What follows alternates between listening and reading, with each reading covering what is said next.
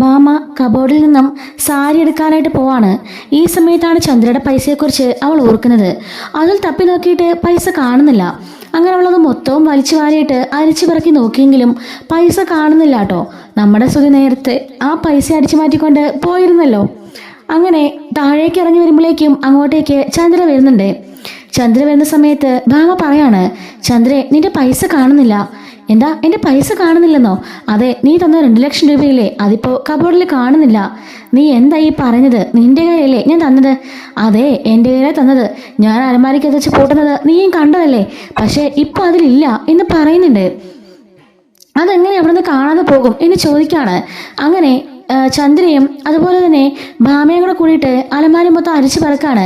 ഞാൻ പറഞ്ഞില്ലേ ആ പൈസ ഇവിടെ ഇല്ല, അതിന് മോഷണം പോയി കാണുമോ എന്ന് ചോദിക്കുമ്പം ചന്ദ്ര പറയാണ്, അല്ല നിന്റെ സ്വർണവും പൈസയൊക്കെ ഉണ്ടോ നോക്കിക്കേ. മറ്റേ ഡോർ തുറന്ന് നോക്കുമ്പം അതിനകത്ത് സ്വർണവും പൈസയും എല്ലാം ഇരിപ്പുണ്ട് കേട്ടോ. ഉണ്ട്, ഇതിനകത്തെല്ലാം ഉണ്ട്. അതാ എൻ്റെ എല്ലാ സ്വർണവും പൈസയും ഇവിടെ തന്നെ ഉണ്ട്. അപ്പോൾ ഈ 2 ലക്ഷം രൂപ മാത്രം ലക്ഷ്യമാക്കി ആരോ വന്ന് എടുത്തോണ്ട് പോയെന്നാണോ നീ പറഞ്ഞത്? എനിക്ക് അങ്ങനെ ചന്ദ്ര തോന്നുന്നത്. ആരായിരിക്കുമെങ്കിലും ആ പൈസ എടുത്തത് എന്ന് ആലോചിക്കുകയാണ്. അപ്പോൾ നമ്മുടെ ചന്ദ്ര പറയുന്നുണ്ട്, ആരാന്നൊക്കെ എനിക്ക് മനസ്സിലായി എന്ന് പറയുന്നുണ്ട്. അവളിങ്ങനെ ആലോചിക്കുന്നതെന്ന് വെച്ചാൽ ഒരു ഫ്ലാഷ് ബാക്കാണ്. ആ ഒരു സ്ഥലത്തേക്ക്, ഭാമയുടെ വീട്ടിലേക്ക് ഒരു സ്ത്രീ ആണെങ്കിൽ സാരിയും കൊണ്ട് വരുന്നുണ്ട്. അങ്ങനെ ആ സാരി എടുത്ത് നൂർത്തൊക്കെ ഇങ്ങനെ രണ്ടുപേരും നോക്കുകയും ഭാമ അതിൽ നിന്നും 2 സാരി വാങ്ങിക്കുകയും ചെയ്യുന്നുണ്ട്. ചന്ദ്ര എനിക്കിപ്പോൾ വേണ്ടാന്ന് പറയാണ്. ഇതേ സമയത്ത് തന്നെ രേവതി നമ്മുടെ ഭാമയ്ക്ക് സ്ഥിരമായിട്ട് പൂ കൊടുക്കാറുള്ളതാണ്. അങ്ങോട്ടേക്ക് പൂ കൊടുക്കാനായിട്ട് വരുന്നുണ്ട്. അങ്ങനെ പൂ കൊടുക്കുന്ന സന്ദർഭത്തിൽ ഭാമയോട് പൂവെല്ലാം കൊടുത്തതിന് ശേഷം ഞാൻ പൂവാണെന്ന് പറയുമ്പം ഭാമ ഇത് മടക്കിക്കൊണ്ടിരിക്കുകയായിരിക്കും.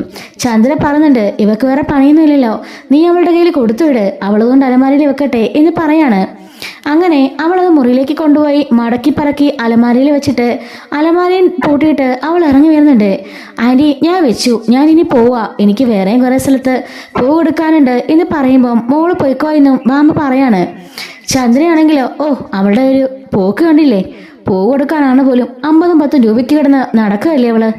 എന്തൊക്കെയാണെങ്കിലും ആ കുട്ടി അധ്വാനിച്ചില്ല ചന്ദ്ര ജീവിക്കുന്നത്, അതുതന്നെ ഒരു അന്തസ്സല്ലേ. ഇപ്പോഴും അവളും അവളുടെ അമ്മയും അനുജത്തിയും എല്ലാവരും അധ്വാനിച്ച് ജീവിക്കുന്നവരാ. അത് തന്നെ കേൾക്കുമ്പോൾ ഒരു സുഖമല്ലേ. സ്വന്തം അധ്വാനത്തിൽ ജീവിക്കുന്ന പെൺകുട്ടികൾ ഈ കാലത്ത് അഭിമാനമാണ് എന്നൊക്കെ പറയുമ്പോൾ പിന്നെ അഭിമാനമല്ല, എനിക്കിവളൊരു അപമാനമാണ് എന്ന് പറയുമ്പം ഇത്രയും നല്ല സ്വഭാവമുള്ള മരുമോളെ കിട്ടി നീയേ പുണ്യം ചെയ്യണം. പക്ഷെ നിനക്കതിൻ്റെ വാല്യൊന്നും അറിയില്ല. എനിക്കതൊന്നും അറിയണ്ട അങ്ങനെ പറയാണ്. അങ്ങനെ സാരി കൊണ്ടുവന്ന സ്ത്രീയെല്ലാം അവിടുന്ന് പോകുന്നുണ്ട്. അപ്പോൾ ആ ഒരു കാര്യത്തെപ്പറ്റി ചന്ദ്രൻ ഇങ്ങനെ ഓർത്തു നോക്കിയിട്ട് ഭാമയോട് പറയാണ്, എനിക്ക് മനസ്സിലായി ആരാ ചെയ്തതെന്ന്. ആരാ ചന്ദ്ര എന്ന് ചോദിക്കുമ്പം അത് രേവതിയാണ് എന്ന് പറയുന്നുണ്ട്. നീ എന്തിനാ ആവശ്യമില്ലാതെ ഇതിലേക്ക് രേവതിയെ വലിച്ചഴക്കുന്നത്? നീ ഒന്ന് ആലോചിച്ച് നോക്ക്. ഇന്നലെ ഇവിടെ ഞാനും നീ മാത്രം ഉണ്ടായിരുന്നുള്ളൂ. പിന്നെ സാരി വിൽക്കാൻ വന്ന ആ സ്ത്രീ, അവരാണേലോ നമ്മുടെ അടുത്ത് നിന്നല്ലാതെ അകത്തോട്ട് കയറിയിട്ട് പോലും ഇല്ല. ആണല്ലോ, അത് നിനക്ക് ഉറപ്പല്ലേ എന്ന് ചോദിക്കാണ്. അതെ. അപ്പൊ രേവതിയല്ലേ അകത്തേക്ക് പോയത്? വേറെ ആരെങ്കിലും അകത്തേക്ക് പോയിരുന്നോ? ഇല്ലല്ലോ എന്ന് ചോദിക്കാണ്. അത് മാത്രമല്ല ശ്രുതിമോളും വന്നിട്ടില്ല. ശ്രുതിമോൾ വന്നത് മിനിങ്ങാണ് അല്ലേ എന്ന് ചോദിക്കാണ്. അതെ. അപ്പോൾ രേവതി അല്ലാതെ മറ്റാരും മുറിലേക്ക് കടന്നിട്ടില്ലെന്നും നിനക്ക് ഉറപ്പല്ലേ? എങ്കിൽ പിന്നെ അത് രേവതി തന്നെയാണെന്ന് നിനക്ക് മനസ്സിലായില്ലെന്ന് ചോദിക്കുമ്പം അപ്പോഴും അവൾ പറയുന്നുണ്ട്, അല്ല അത് രേവതി അല്ല, അതെനിക്ക് ഉറപ്പാ. രേവതി അങ്ങനൊന്നും ചെയ്യില്ല. ആ കുട്ടി കഷ്ടപ്പെട്ട് അധ്വാനിച്ച് ജീവിക്കുന്ന കുട്ടിയാ. ആ കുട്ടിയെക്കുറിച്ച് അങ്ങനെ നീ മോശം പറയരുത്. ഞാൻ മോശം പറഞ്ഞതാണോ? നീ ഒന്ന് ആലോചിച്ച് നോക്ക്. നടന്ന സംഭവമല്ലേ ഞാൻ പറഞ്ഞത്. അവൾ മാത്രമേ മുറിലേക്ക് കയറിയുള്ളൂ. അങ്ങനെ നോക്കുമ്പം അവൾ തന്നെയാ കള്ളി എന്ന് പറയാണ്. ചന്ദ്രേ, നീ വെറുതെ സീൻ ഉണ്ടാക്കരുത്. നീ അവിടെ പോയിട്ട് വെറുതെ പ്രശ്നം ഉണ്ടാക്കരുത്. ആ കുട്ടി ആയിരിക്കില്ല. നിനക്ക് അങ്ങനെയൊക്കെ പറയാം. എൻ്റെ 2 ലക്ഷം രൂപയാ പോയത്. അത് അവളിൽ നിന്ന് കിട്ടിയതാണെങ്കിൽ പോലും അത് എൻ്റെ മിടുക്കൊണ്ട് കിട്ടിയ കാശാ. എനിക്ക് ആ കാശ് വേണം എന്ന് ചന്ദ്ര പറയാണ്. ഞാൻ വീട്ടിലേക്ക് പോകുമ്പം നീ എന്നെ ഇങ്ങോട്ടേക്ക് വിളിച്ചേക്കണം. വിളിച്ചിട്ട് പണം പോയ കാര്യമൊക്കെ പറയണം. മനസ്സിലായല്ലോ എന്ന് പറഞ്ഞിട്ട് അവിടുന്ന് പെട്ടെന്ന് തന്നെ ചന്ദ്ര ഇറങ്ങിപ്പോവാണ്. ഭാമയാണെങ്കിലോ ഈശ്വര ഇനി എന്തൊക്കെയായിരിക്കും ഇവളെ പ്രശ്നം ഉണ്ടാക്കാൻ പോവാ എന്ന് ആലോചിച്ചുകൊണ്ട് നിൽക്കുകയാണ്. അങ്ങനെ ചന്ദ്ര നേരെ അവളുടെ വീട്ടിലേക്ക് ചെല്ലുന്നുണ്ട്. ഈ സമയം വെബ്സൈറ്റിലേക്ക് ഇവർ ആ ഡിസൈൻസ് ഒക്കെ അപ്ലോഡ് ചെയ്തിരുന്നല്ലോ. അങ്ങനെ നമ്മുടെ രേവതിക്ക് ഒരു ഓർഡർ കിട്ടുന്നുണ്ട്. അതും പറഞ്ഞ് എല്ലാവരും നല്ല ഹാപ്പി ആയിട്ട് നിൽക്കുന്ന സമയമായിരിക്കും. വർഷയും ശ്രീകാന്തും രേവതിയും സച്ചിയും എല്ലാവരും കൂടി അതിനെപ്പറ്റി സംസാരിക്കുന്ന സമയത്ത് അങ്ങോട്ടേക്ക് ചന്ദ്ര വരുന്നുണ്ട്. അമ്മേ കാപ്പി എടുക്കട്ടെ എന്ന് ചോദിക്കുമ്പം പോയി എടുത്തോണ്ട് വാടി എന്ന് പറയാണ്. അങ്ങനെ രേവതി പോയി കാപ്പി എടുത്തുകൊണ്ടൊന്ന് കൊടുക്കുന്നുണ്ട്. ഈ സമയത്ത് ചന്ദ്രയുടെ ഫോണിലേക്ക് ഭാമ വിളിക്കാണ്. എന്താ ഭാമേ എന്ന് ചോദിക്കാണ്. എന്താണെന്നോ നീയല്ലേ പറഞ്ഞത് വിളിക്കാൻ? പൈസ മോഷണം പോയെന്നോ? ആ പൈസ എന്നിട്ട് അത് എവിടെ പോയി? നിന്റെ സ്വർണ്ണോ പണോ വേറെ എന്തെങ്കിലും പോയോ? ഇല്ലേ, ഈ 2 ലക്ഷം മാത്രമേ പോയുള്ളൂ എന്നൊക്കെ ഇങ്ങനെ അങ്ങോട്ട് ചോദിച്ചുകൊണ്ടിരിക്കുകയാണ്. ഭാമ പറയാണ്, ഞാൻ എന്ത് പറയാനാ, എല്ലാം നീ തന്നെയല്ലേ പറഞ്ഞത്, നീ തന്നെ പറ, ഞാൻ കേട്ടോണ്ടിരിക്കാം. അതിനവിടെ ആരെങ്കിലും വന്നോ? നീയും ഞാനും മാത്രമല്ലേ ഉണ്ടായിരുന്നുള്ളൂ അവിടെ, പിന്നെ എങ്ങനെയാ പൈസ കാണാതെ പോയി എന്നൊക്കെ ചോദിക്കുമ്പം രവി ചോദിക്കുകയാണ്, എന്താ പ്രശ്നം? അതെ, ഭാമയുടെ വീട്ടിൽ നിന്നും 2 ലക്ഷം രൂപ മോഷണം പോയെന്ന്, അവളുടെ അരമാരിലെ പൈസയാ മോഷണം പോയത് എന്ന് പറഞ്ഞുകൊണ്ട് വീണ്ടും സംസാരിക്കാണ്. ഭാമേ എന്നിട്ട് വേറെ പൈസ സ്വർണ്ണ പോയെന്ന് നീ ശ്രദ്ധിച്ചു നോക്കിയോ? ഇല്ലേ, വേറൊന്നും പോയില്ലേ, നീ തപ്പി നോക്കിയോ? അപ്പൊ ഈ 2 ലക്ഷം മാത്രമേ പോയുള്ളൂ? അപ്പോൾ ആരോ മനഃപൂർവ്വമായിട്ട് വന്ന് എടുത്തോണ്ട് പോയതാണല്ലോ അല്ലേ എന്നും പറഞ്ഞിട്ട് അവള് തന്നെ വീണ്ടും പറയാണ്, ഓ രേവതി ഇന്നലെ വന്നുള്ളൂ, അപ്പൊ അവളാണ് എടുത്തതാണോ നീ പറയുന്നേ എന്ന് ചോദിക്കുമ്പോഴേക്കും രേവതി സച്ചിയും ഞെട്ടിപ്പോന്നുണ്ട്. വർഷ ശ്രീകാന്തും അവരെ നോക്കാണ്, അതുപോലെ രവിയും. അപ്പോഴേക്കും അവിടെ നിന്നുകൊണ്ട് ശ്രുതി മനസ്സിൽ ഓർക്കുന്നുണ്ട്, ഓഹോ എൻ്റെ അമ്മായിമ്മ ടെക്നിക്ക് ആ വഴി മൂവ് ചെയ്യുവാണോ? അത് നല്ല കാര്യാ, എൻ്റെ തലേന്ന് അത് പോവാണെങ്കിലേ അതൊരു നല്ല കാര്യമാണ് എന്ന് ആലോചിക്കുന്നുണ്ട്. എന്തായാലും ഈ റൂട്ട് ശ്രുതിക്ക് ഇഷ്ടപ്പെട്ടു. ശ്രുതിയുടെ നേരെ എന്തായാലും ഇനി തിരിയില്ലെന്ന് അവൾക്ക് മനസ്സിലായി. കാരണം നമ്മുടെ രേവതിനെ കുറ്റപ്പെടുത്തി ഇവള് സംസാരിക്കുകയാണല്ലോ.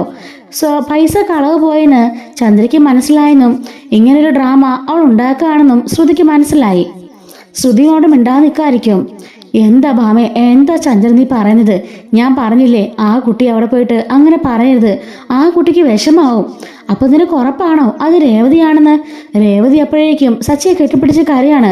സച്ചിയേട്ടാ ഞാനല്ല, ഞാൻ എടുത്തിട്ടില്ല, ഞാൻ സത്യമായിട്ടും ഞാൻ കണ്ടിട്ട് കൂടിയില്ല എന്നൊക്കെ പറയുമ്പം നീ മിണ്ടാതിരിക്കുക രേവതി, നിന്നെക്കുറിച്ച് എനിക്കറിയില്ലേ, ഇവര് പറഞ്ഞിട്ട് വേണോ എന്നൊക്കെ ചോദിക്കുമ്പം എന്താ ഭാമേ എന്ന് പറയുമ്പോഴേക്കും സച്ചി വന്നിട്ട് അവളുടെ കയ്യിൽ നിന്നും ആ ഫോൺ തട്ടിപ്പറിക്കുകയാണ്. ഹലോ ഭാമയാണ്ടി, ഞാൻ സച്ചിയാ എന്ന് പറയുമ്പോഴേക്കും ഭാമ എന്നെ പേടിക്കാണ്. ഈ രേവതി ഇന്നലെ വന്നിട്ട് ആരുടെ പൈസ എടുത്തെന്ന് ആന്റി പറഞ്ഞോ? അയ്യോ മോനെ, ഞാൻ അങ്ങനൊന്നും പറഞ്ഞിട്ടില്ല, നിന്റെ അമ്മ ചന്ദ്ര തന്നെയാ അങ്ങനെ പറഞ്ഞത്. രേവതിയെക്കുറിച്ച് എനിക്കറിയാലോ, പൈസ പണം കാണാതെ പോയെന്നുള്ളത് സത്യം മോനെ എന്ന് പറയാണ്. ശരി, ഞാൻ അങ്ങോട്ട് വരുന്നുണ്ട് എന്നും പറഞ്ഞുകൊണ്ട് ഇവൻ ഫോൺ കട്ടാക്കുകയാണ് കേട്ടോ. ഫോൺ കട്ടാക്കിയ ഉടനെ സച്ചി പോയി രേവതിയെ പിടിക്കുകയാണ്. രേവതി പറഞ്ഞുണ്ട്, സച്ചിയേട്ടാ സത്യമായിട്ടും ഞാനല്ല എന്ന് കരഞ്ഞു പറയാണ്. രവിയുടെ അടുത്ത് പോയിട്ട്, അച്ഛാ ഞാൻ അങ്ങനെ ചെയ്തിട്ടില്ല, മോളെ ആരെങ്കിലും പറഞ്ഞു കേട്ട് മോൾ എന്തിനാ കരയുന്നേ? ഞങ്ങൾക്കറിയാലോ ഞങ്ങളുടെ മോളെ പറ്റി, മോൾ എന്തുമാത്രം കഷ്ടപ്പെട്ട് അധ്വാനിച്ച് ജീവിക്കുന്നതെന്ന് ഈ അച്ഛനറിയാം. മോള് പണം ഉണ്ടാക്കാൻ വേണ്ടി ഓടി നടക്കുന്നതും ഈ അച്ഛനറിയാം.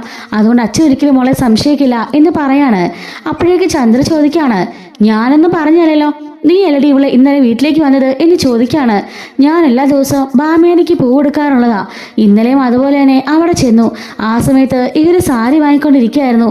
ആ സാരി മടക്കി മുറിയിൽ കൊണ്ടുവെക്കാൻ എന്നോട് അമ്മയും ഭാമയാനിയും കൂടെ പറഞ്ഞപ്പോൾ ഞാൻ കൊണ്ടുപോയി മുറിയിൽ കൊണ്ട് വെച്ചു. മടക്കിയെടുത്ത് അലമാരക്കത്ത് വെച്ചതല്ലാതെ ഞാൻ അലമാരിൽ എന്താണെന്ന് പോലും നോക്കിയിട്ടില്ല അച്ഛാ, സത്യമായിട്ടും ഞാൻ എടുത്തിട്ടില്ല എന്നൊക്കെ പറയുമ്പം ചന്ദ്ര പറയാണ്, ഇന്നലെ ഈ വീട്ടിലേക്ക് അവിടെ വന്നത് ഇവള് മാത്രമാണ്. ആ സാരി വിൽക്കാൻ വന്ന സ്ത്രീ ഞങ്ങൾ അടുത്തുള്ള നിന്നതേ ഉള്ളൂ, അകത്തൊക്കെ കയറി പോയിട്ടില്ല.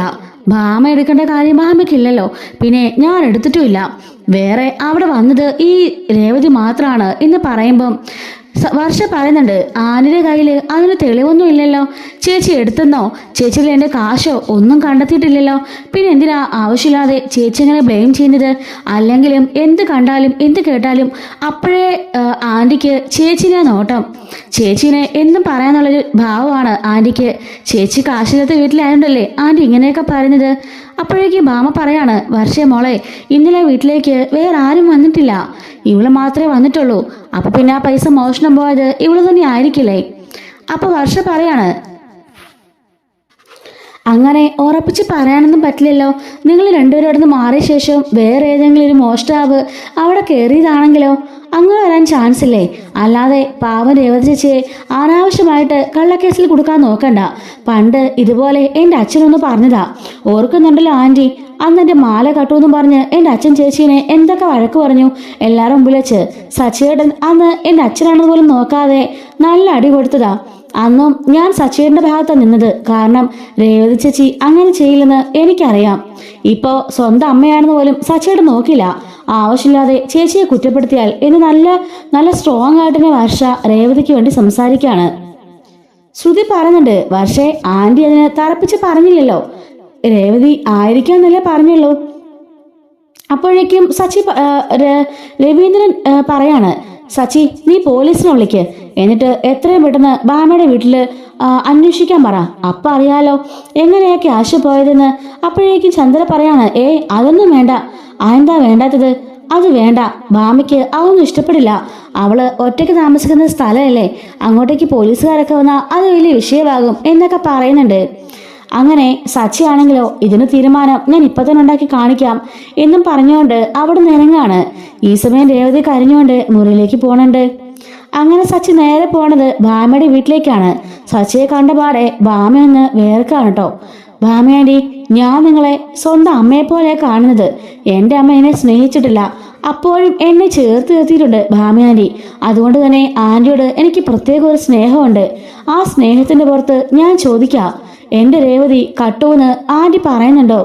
എടാ സച്ചിമോനെ, ഒരിക്കലും ഞാൻ അങ്ങനെ പറയില്ല. രേവതി അങ്ങനെ ചെയ്യില്ല. അങ്ങനത്തെ കുട്ടിയല്ല രേവതി. രേവതി ഒരു പാവവാ. അവളെ കഷ്ടപ്പെട്ട് അധ്വാനിച്ച് ജീവിക്കുന്നവളാ. അവളെ കാണുമ്പോൾ എന്നൊരിക്കലും അഭിമാനം തോന്നാറുണ്ട്. ഞാൻ കണ്ടില്ലേ ഒരു ജോലിക്കും പോലെ ഇരിക്കുന്നത്, പക്ഷെ അവള് ഓടി നടന്ന് ജോലിയിൽ നിന്ന് കാണുമ്പോൾ എനിക്ക് അഭിമാനം തോന്നാറുണ്ട്. ഒരിക്കലും ഞാൻ അങ്ങനെ പറയില്ല. പിന്നെ അമ്മ പറഞ്ഞതോ, അത് പിന്നെ ചന്ദ്രയായിട്ട് പറഞ്ഞതാ. ഇന്നലെ ഇവിടെ ഞാനും അതുപോലെ തന്നെ അവള് മാത്രമേ ഉണ്ടായിരുന്നുള്ളൂ. ചന്ദ്രയും സാരി വിൽക്കാൻ വന്ന സ്ത്രീ ആണെങ്കിലോ മുറിയിലേക്ക് കയറിയിട്ട് പോലും ഇല്ല. പിന്നെ രേവതി മോള് മാത്രമേ ഇങ്ങോട്ടേക്ക് വന്നുള്ളൂ. അതുകൊണ്ടാ അവള് രേവതി തന്നെ ടാർഗറ്റ് ചെയ്യുന്നത്. രേവതിന് മേലെ എന്തെങ്കിലും കിട്ടാൻ അവള് നോക്കിയിരിക്കുകയല്ലേ, അതുകൊണ്ടാ എന്നൊക്കെ പറയാൻ കേട്ടോ. അപ്പോഴേക്കും നമ്മുടെ സച്ചി ആണെങ്കിലോ ഭാമയോട് പറയുന്നുണ്ട്, അമ്മ അവിടെ കിടന്ന് എന്തൊക്കെ താണ്ഡവാണെന്ന് ഭാമയാൻറ്റിക്ക് അറിയോ? എന്നോടും രേവതിനും കൂടെ മുഖത്ത് നോക്കി അമ്മ പറയാ, അവളുടെ കുടുംബം കള്ള കുടുംബമാണ്, മോഷണ കുടുംബമാണ്, അവള് തന്നെയാ മോഷ്ടിച്ചതെന്ന്. അത് കേട്ടുകൊണ്ട് ആ പാവം പൊട്ടിക്കരയാണ്. ഞാനപ്പോൾ ശരിക്കും നല്ല മറുപടി കൊടുത്തു. അമ്മയാണല്ലോ രേവതി സ്വർണം കക്കാലെടുത്തോണ്ട് കട്ടോണ്ട് പോയതും വിൽക്കാൻ കൊടുത്തു വിട്ടതും. അതുപോലെ സ്വന്തം മോൻ 50 ലക്ഷം രൂപയും കൊണ്ട് മുങ്ങിയില്ലേ, ആ കാര്യമെല്ലാം ഞാനും അങ്ങോട്ട് പറഞ്ഞു. അല്ലാതെ എനിക്ക് പിടിച്ചു നിൽക്കാൻ സാധിക്കുന്നില്ല. എൻ്റെ രേവതിയുടെ കരച്ചിൽ കാണുമ്പം എനിക്ക് സഹിക്കാനാവുന്നില്ല എന്ന് പറയാണ്. ഇവിടുന്ന് ചന്ദ്ര പോയപ്പോൾ തന്നെ എല്ലാം പ്ലാൻ ചെയ്തിട്ടാ മോനെ പോയത്. അപ്പോഴേ ഞാൻ പറഞ്ഞു അവളെ പോയി ഉപദ്രവിക്കരുതെന്ന്. അവൾ ഇങ്ങനെയൊക്കെ കാണിക്കുമെന്ന് എനിക്ക് ഉറപ്പായിരുന്നു. പൈസ പോയി നല്ല സത്യമാണോ? അതേ മോനെ, 2 ലക്ഷം രൂപ ഞാൻ ആ സാരിക്കടയിൽ വെച്ചിരുന്നതാ. അത് പോയി, പക്ഷെ ബാക്കി എല്ലാ സ്വർണവും പണവും എല്ലാം ഉണ്ട് എന്ന് പറയാണ് കേട്ടോ. ഭാമയാൻറ്റി, എന്തായാലും പോലീസിൽ കംപ്ലൈന്റ് കൊടുക്കാം. ആരാ മോഷ്ടിച്ചെന്ന് എനിക്കറിയണം. എൻ്റെ രേവതിയെ അങ്ങനെ ബ്ലെയിം ചെയ്യാൻ ഞാൻ സമ്മതിക്കില്ല. അയ്യോ സച്ചിമോനെ, അതൊന്നും വേണ്ട. എന്താ അതൊന്നും വേണ്ടെന്ന് ഭാമയാൻറ്റി പറഞ്ഞത്? അത് പിന്നെ അതൊന്നും വേണ്ട മോനെ, ചന്ദ്രയുടെ പൈസയല്ലേ. എന്താ ചന്ദ്രയുടെ പൈസയോ? അത് പിന്നെ എന്താ ആൻറ്റി ഒളിപ്പിക്കുന്നേ? അതങ്ങനെ അമ്മയുടെ പൈസയാവുന്നേ? അത് പിന്നെ മോനെ, അത് അവൾ ഡാൻസ് പഠിപ്പിക്കാനോ? അതിന് ഒരു സ്റ്റുഡൻറ്റ് പോലും ഇല്ലല്ലോ അമ്മയ്ക്ക്. പിന്നെ എങ്ങനെ അമ്മയ്ക്ക് ഡാൻസ് പഠിപ്പിച്ച് 2 ലക്ഷം രൂപയ്ക്ക് ഉണ്ടാക്കാൻ പറ്റുന്നേ? ആൻറ്റി കള്ളം പറയാ, സത്യം പറയാ ആൻറ്റി, എന്താ സംഭവിച്ചത് എന്ന് ചോദിക്കുകയാണ്. സച്ചി, എനിക്കിതിൻ്റെ മുഖത്ത് നോക്കി കള്ളം പറയാൻ എനിക്ക് പറ്റുന്നില്ല. ചന്ദ്ര പറഞ്ഞിട്ടാ ഞാൻ ഇതിനെല്ലാം കൂട്ടു നിൽക്കുന്നത്. എന്നെ നീ വഴക്കൊന്നും പറയരുത്. എന്താ ആൻറ്റി കാര്യം പറ. അത് പിന്നെ ശരത്തിനെ ഇറക്കാൻ വേണ്ടിയിട്ട് നിങ്ങൾ വക്കീലിന് 5 ലക്ഷം രൂപ കൊടുത്തില്ലേ? ആ വക്കീല് ഇവിടെ വന്നിരുന്നു, ചന്ദ്രയെ കണ്ട് സംസാരിച്ചു. ചന്ദ്രയ്ക്ക് 2 ലക്ഷം രൂപ കൊടുക്കാമെന്ന് പറഞ്ഞപ്പോഴാണ് ചന്ദ്ര ആ കേസ് പിൻവലിച്ചത്. ഇപ്പോൾ അതിനുശേഷം ചന്ദ്ര ആ പൈസ വാങ്ങിച്ചു, എന്നിട്ടാ കേസ് പിൻവലിച്ചത് എന്ന് പറയുന്നത് കേട്ട് നമ്മുടെ സച്ചി അക്ഷരാർത്ഥത്തിൽ ഞെട്ടിപ്പോന്നുണ്ട്. അപ്പോൾ കാശ് വാങ്ങിച്ചിട്ടാണോ അമ്മ ആ കേസ് ഒഴിവാക്കിയത്? അതേ മോനെ, കാശ് വാങ്ങിച്ചിട്ട് തന്നെയാ ആ കേസ് ഒഴിവാക്കി വിട്ടത്. ആ 2 ലക്ഷം രൂപ എന്നെ ഏൽപ്പിച്ചിരിക്കുകയായിരുന്നു. ആ പണമാ ഞാൻ കബോർഡിൽ വെച്ചിരുന്നത്. ആ പൈസയെ കാണാതെ പോയത്. അതാ ചന്ദ്രയ്ക്ക് ഇത്രയ്ക്കും ടെൻഷൻ എന്ന് പറയാണ്. ഓഹോ, അമ്മയപ്പോ ഞങ്ങളെല്ലാം ചതിക്കുകയായിരുന്നല്ലേ? എന്തോ ഭയങ്കര സ്നേഹനിധിയായ അമ്മയാണെന്നാ ഞങ്ങളൊക്കെ കരുതിയത്. എനിക്കുമുണ്ട് ഒരു ആൺചെറുക്കൻ, എനിക്കുമുണ്ട് ആൺപിള്ളേര് എന്നും പറഞ്ഞുകൊണ്ടാ അമ്മ വന്ന് സീൻ കാണിച്ചത്. അമ്മനെ ഞങ്ങൾ ഒരുപാട് വിശ്വസിച്ചു. ആനിക്കറിയോ, ആ 5 ലക്ഷം രൂപ ഉണ്ടാക്കാൻ വേണ്ടിയിട്ടേ ഞങ്ങൾ പെടാപ്പാട് പെടുകയായിരുന്നു. എന്തോരം ഞങ്ങൾ ഓടിയെന്നറിയോ? ആ രേവതിയുടെ അമ്മയുടെയും അനീത്തരെയൊക്കെ സ്വർണം പണയം വെച്ചു. അതുപോലെ എൻ്റെ അച്ഛൻ കുറച്ച് ക്യാഷ് തന്നു. എൻ്റെ വണ്ടി പണയപ്പെടുത്തി. അങ്ങനെ എന്തൊക്കെ ചെയ്ത് ഞങ്ങളുടെ കുടക്കയൊക്കെ പൊട്ടിച്ച് സ്വരൂപിച്ചതെന്നറിയാമോ? ആ പണം അമ്മയ്ക്ക് പണമാണ് ആവശ്യമെങ്കിൽ നേരത്തെ ഞങ്ങളോട് പറയായിരുന്നെങ്കിൽ ആ 2 ലക്ഷം രൂപ കൊടുത്താൽ മതിയായിരുന്നല്ലോ. പക്ഷെ വക്കീലിനും കൂടി 3 ലക്ഷം രൂപ കൊടുത്ത് 5 ലക്ഷം രൂപയല്ലേ ആൻറ്റി ഞങ്ങളുടെ കയ്യിൽ നിന്ന് പോയത് എന്നൊക്കെ പറയുമ്പം ബാമ പറയാണ്, അവളുടെ തീരുമാനം അവൾ ചെയ്യുന്നത്. അതിനിപ്പോ ഞാനെന്ത് ചെയ്യാനാടാ? എനിക്ക് ഇതിനെക്കുറിച്ച് ഒന്നും പറയാൻ പറ്റുന്നില്ലാത്ത അവസ്ഥയാ എന്നൊക്കെ പറഞ്ഞ് അവള് സങ്കടപ്പെടുന്നുണ്ട്. ശരി, എന്നാല് ഞാൻ വീട്ടിലേക്ക് പോട്ടെ. മോനെ സച്ചി, പോയിട്ട് പ്രശ്നമൊന്നും ഉണ്ടാക്കരുത്. എൻ്റെ രേവതിനെ അവളിട്ട് നരകിപ്പിക്കുക. അവൾ കള്ളിയാണെന്ന് പറഞ്ഞുകൊണ്ട് അവൾ എന്തുമാത്രം വിഷമിക്കുന്നുണ്ടാവുമെന്ന് ആൻറ്റി ആലോചിച്ച് നോക്കിയേ. അപ്പൊ പിന്നെ എൻ്റെ അമ്മ വിഷമിച്ചാലും എനിക്കൊന്നുമില്ല. ആദ്യം പോയിട്ട് ഞാൻ ഈ കാര്യം പറയട്ടെ എല്ലാവരോടും എന്നും പറഞ്ഞുകൊണ്ട് സച്ചി അവിടെ നിന്ന് ഇറങ്ങുന്നുണ്ട്. മാമയ്ക്ക് ആകെപ്പാട് ടെൻഷൻ. കാരണം ഇന്നിപ്പോൾ നമ്മുടെ ചന്ദ്രക്കിട്ട് കിട്ടുമല്ലോ, അത് ഓർത്തിട്ട്. അങ്ങനെ സച്ചി നേരെ ചന്ദ്രോദയത്തിലേക്ക് ചെല്ലുന്നുണ്ട്.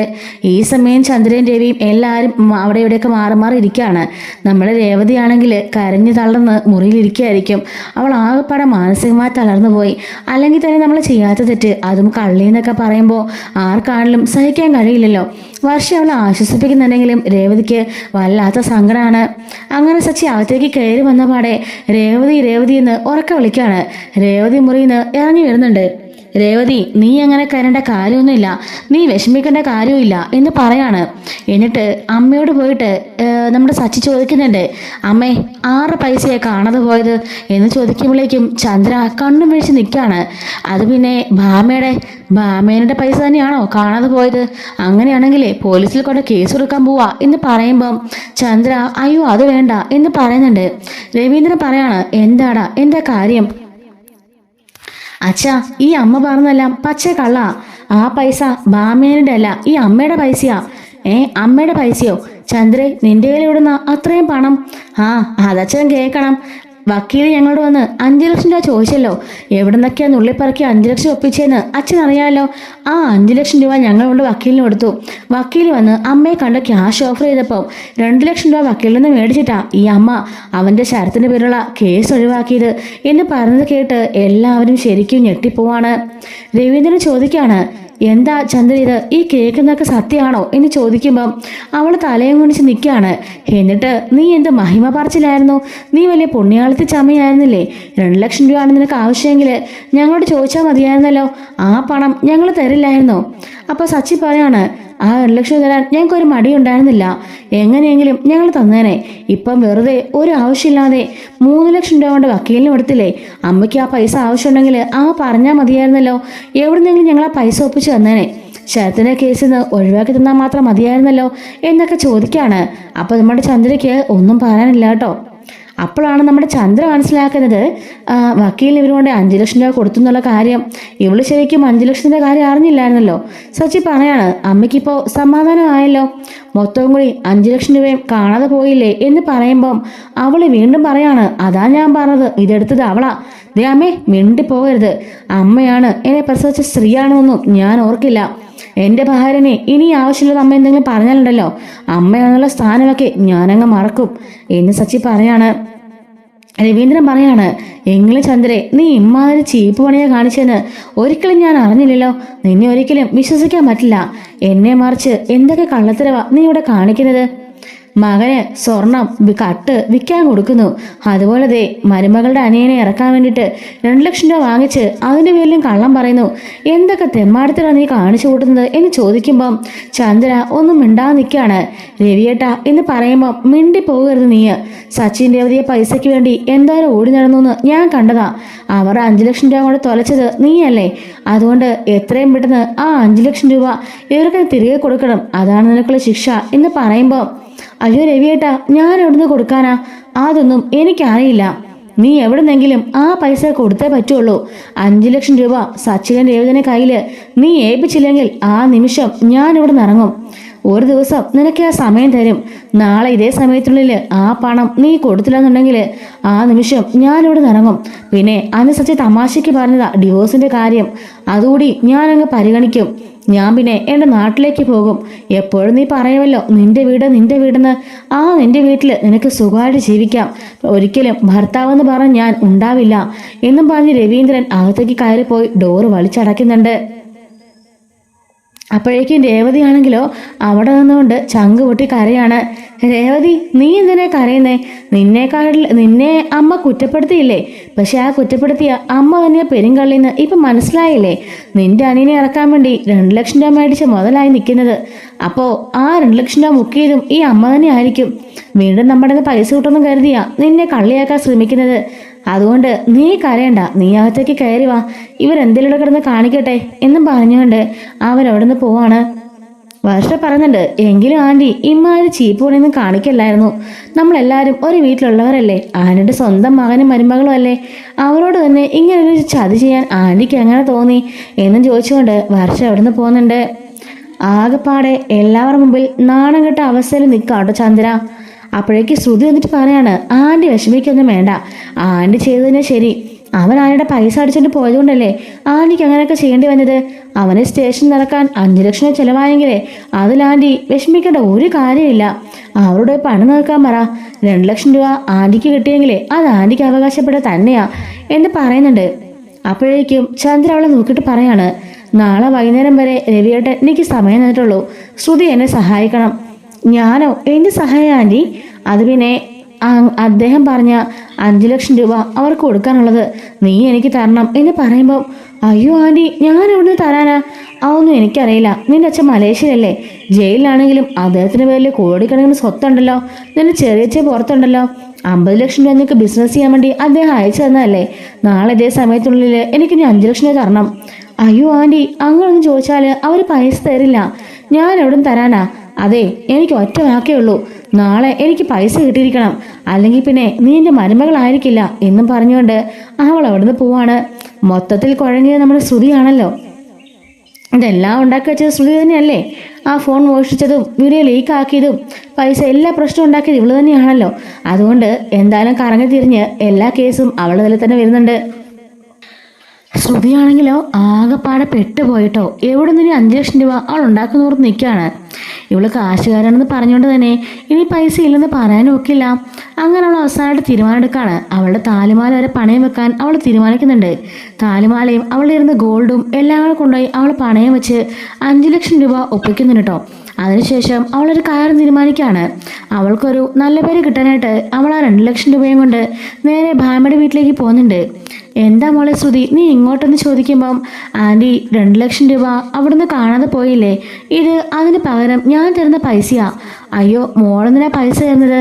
അത് പിന്നെ വീട്ടിൽ അതിൻ്റെ പേരിൽ വലിയ വിഷയമായി. ആൻറ്റി ഞങ്ങൾ തമ്മിൽ ഇപ്പം മിണ്ടുന്ന പോലും ഇല്ല. അപ്പോൾ രേവതിനെ ആൻറ്റി ഇപ്പം കള്ളിയാക്കി വെച്ചിരിക്കുകയല്ലേ. അത് മാത്രമല്ല, ഈ 5 ലക്ഷം രൂപ ഞാൻ കൊടുക്കണമെന്നാണ് ആൻറ്റി പറഞ്ഞത്. ഞാൻ കൊണ്ട് കൊടുത്താലും രേവതിയുടെ കള്ളി എന്നുള്ള സ്ഥാനം പോയില്ലല്ലോ. അതുകൊണ്ട് ഈ പൈസ ഇവിടെ തന്നെ വെക്കണം.